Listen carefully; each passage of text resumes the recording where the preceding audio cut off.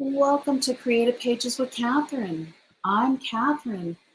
It's time to do the third sketch from the Creative Memories August 2022 virtual crop. If you're just joining me, welcome. It's the last sketch of the night, and I am ready to put it together with our What a Zoo 2 pages. So let's get to it.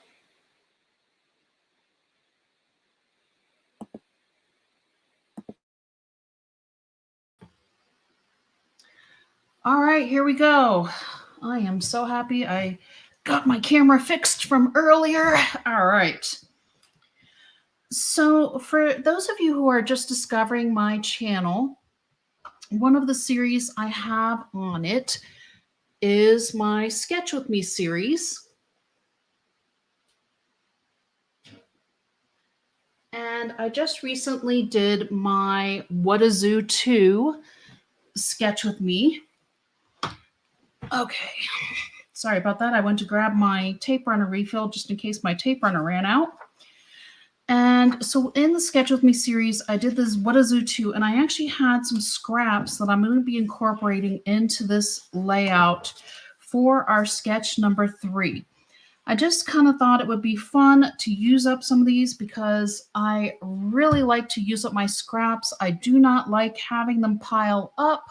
I don't know anybody that does, I guess. And so I love showing ways to use your scraps and to make pretty pages with them.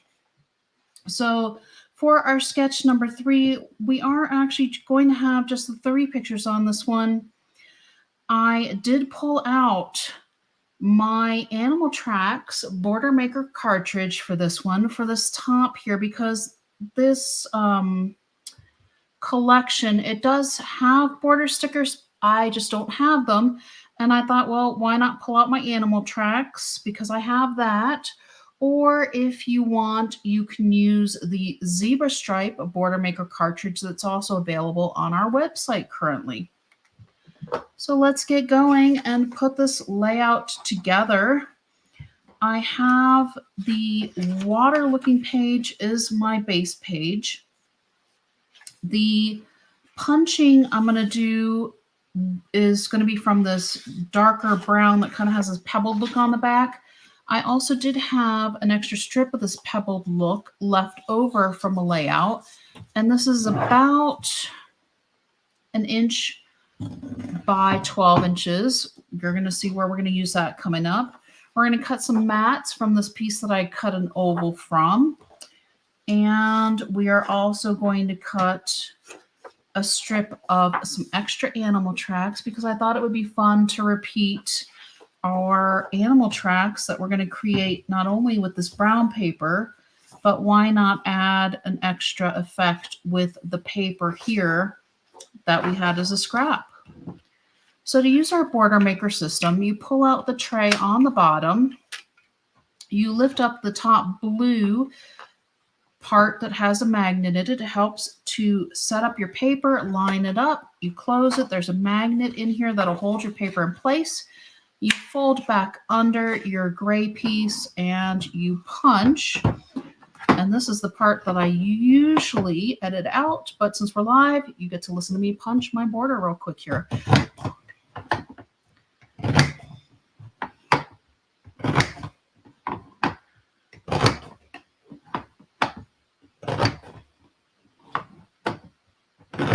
All right, there we go. Oops. So of course now I've got a little bit of confetti on my table. Let me move that out of the way real quick here. And that would be perfect for a shaker card or something else, but I'm not doing that tonight. I am, however, going to go ahead and pull out my trimmer, my 12-inch trimmer. I'm going to move my base page to the side a moment. We are going to cut our animal tracks at 2 inches. So go ahead and line up your sheet at 2 inches and there we go. It doesn't really matter. I mean, if you wanted your tracks going the opposite way, you could have punched it with the paper this side up to have it on the brown side up, I guess, if that makes sense.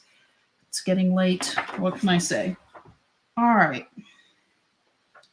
Next, we are going to cut a 3/4 inch strip of our paw print paper. And a lot of times when doing the smaller cuts, it's almost easier to line them up on the right side of our trimmer. I think most people are right-handed, so it just makes sense to you hold it with your left hand, you cut with your right hand. And there we go with that. So set that aside. And we are going to cut our mustard diamond paper at 6 1/4 inches. So I do need to pull out my cutting bar. Just a moment. Let me set this aside. Trying to work these through kind of quicker than what I usually go, but you can always watch the replay and pause it if you have something that you're curious about. Wait, what did she cut that at? That was 6 1/4 inches. I'm going to turn it and I'm going to cut it twice at 4 1/4. These are going to be our photo mats. So 4 1/4. Let me find my grid lines here. Here's one. And here is the second one. And then let me set that aside. I'm going to pull back in my scrap piece. And I want a 4 1/4 by 4 1/4 mat out of this scrap here. Let's see here. 4 1/4 by 4 1/4. So here's 4 1/4. I'm going to go down on the side, just part of the way, because I want to kind of save the rest of my paper for something else. So here's 4 1/4 again, and we're just going to do it cutting up and get it right to where we need it to be. There we go. I love our trimmer. We have this little ruler on the side as well. Those of you that have seen me cut other mats and things know that we have this little white strip at 1 inch. And then there's also a measure on the side here that lets you know exactly where your blade is when you're cutting. Go ahead and set your trimmers aside. That should be it for our cutting. We'll find out because, like I said in my previous video, sometimes I'm not always the best at following the instructions. And here is our sketch again. Let's see what we're doing here. Okay, this is going across the top. I'm kind of following this one probably a little bit closer maybe than what I did some of the others. I'm going to grab out my parchment board. Those of you who haven't seen my parchment board before, it's a sturdy piece of cardboard that I've wrapped parchment paper on, and I've adhered the parchment paper with electrical tape. Electrical tape is one of the few things that will stick to parchment, and since we're not baking with it, it really doesn't matter. We're crafting here, and I want to use my repositionable tape, and I want it to stick to the paper and not create a mess in these punched out parts. So the pieces that go onto the parchment paper actually essentially just stay on the tape runner. It's pretty wonderful. So I'm just going to run this down a few times here. Actually, I'm just going to do this. Let's go quickly here with my repositionable tape. And we are going to go ahead and run this across the top of our page. And like I said, if you have another Border Maker cartridge you want to use, go for it. It's your page. I'm hoping to inspire you all, but you definitely do not need to make a carbon copy of these pages that I'm making. So I'm going to run a little more tape runner through here because on these thinner strips, a lot of times I like to use the repositionable. And we're going to kind of layer this halfway through our inch, or I'm sorry, a 3/4 inch strip here. It kind of overlaps it just a little bit on our brown piece.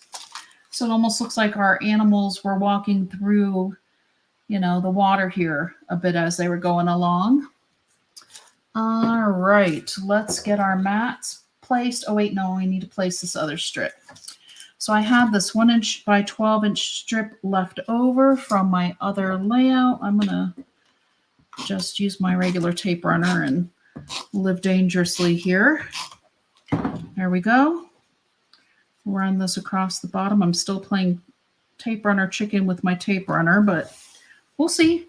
Now I'm prepared. I have my refill all ready to pop in if it runs out while I'm still live here. That's one of the beauties of our tape runners also, is that they're so easy to just refill on the go here quickly. All right, so we have our 3 mats for our photos. And in the picture, they're a little bit offset, and I actually think I'm going to layer this one down a bit and towards the corner. I am going to put this top one over just a little bit, and we'll have these two kind of running parallel to our little animal prints up here. So let's grab it and give it a go. Yep, there we go. Ran out, so here you go. Pop off the cover, open up your tape runner. The pieces are, everything but the tape itself is recyclable. You need to make sure you're going the right direction. We have this larger hole here that fits over this piece back here. And you just pop on your cover again, and you are back in business, ready to go with your taping again. If you get it lined up and you're not on a live stream, here we go. All right. Let's go ahead and get this placed on this bottom corner. I kind of liked the idea that, you know, our water look almost has pebbles on one side and mud on the other, but here we go. Oops. Okay, not sure what is going on with my new tape runner. Okay. That has never happened before. There we go. I must have just caught something funny. Okay, it's a good thing it's on the back side of the page. Here we go. Line that up there. Let's get this one going here. Oops. And I'm going to fold that under because I went off the edge of the page just a little bit. No big deal. Am I reasonably straight? I think so. And if not, I guess it really doesn't matter unless it matters to you. And then you can make sure yours is perfectly straight. You can do it on your 13 by 13 mat. You can pull out your 0 centering ruler, but I'm not going to do that. So we also have these really phenomenal Whatazutu embellishments, and these are all just really dimensional in this pack. Each set of our embellishments are a little bit different, and so I'm going to add just a little bit of tape runner to the sign part, but I'm going to grab the repositionable for these smaller pieces. I'm kind of using my parchment mat as well here, and I've got this really adorable "Don't Feed the Animals" sign that I pulled out of the embellishment pack.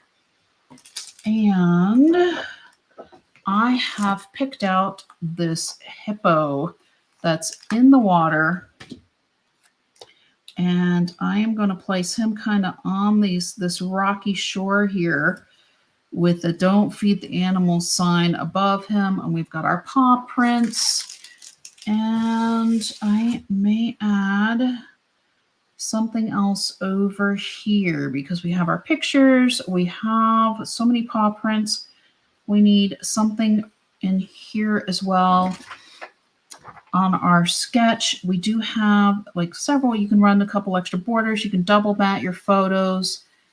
We've got here an area for embellishments and our borders, and I think mine needs a little something here. So let me look real quick and see what makes sense. They've got a beach ball. I don't know how it would work. Maybe we need a second animal in our water since we have our "Don't Feed the Water" sign. And we've got these animal stickers here. How's about our flamingo? Because they have the flamingo on a little bit of water too. Ooh, that's a delicate sticker. Okay. Easy does it. There we go. So here's our flamingo. Oh, maybe not. Okay. I'm not sure I like that on there. Maybe we should just have this little penguin guy floating on the ice here. Ah, there we go. I like that better.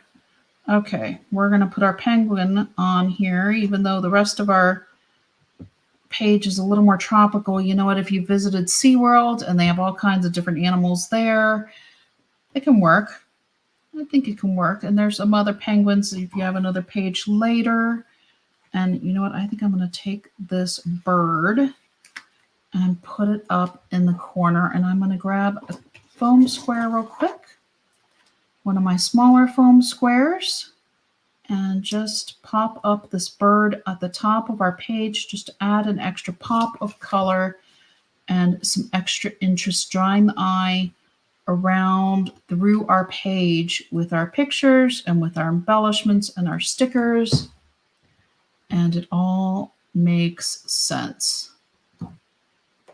There we go. Whoops. And if you want to prevent that from sticking, just add a little bit of baking soda because it's neutral and it will not affect your pictures. So that's it for tonight. This was the last of our sketches for today. I believe that there's going to be 3 more tomorrow, and we'll see if I am able to get them done live as well. A moment here while I fix my... There we go. Whew. Had to adjust the cameras again. I hope you all enjoyed these fast 3 sketches with me tonight as part of our Creative Memories virtual crop.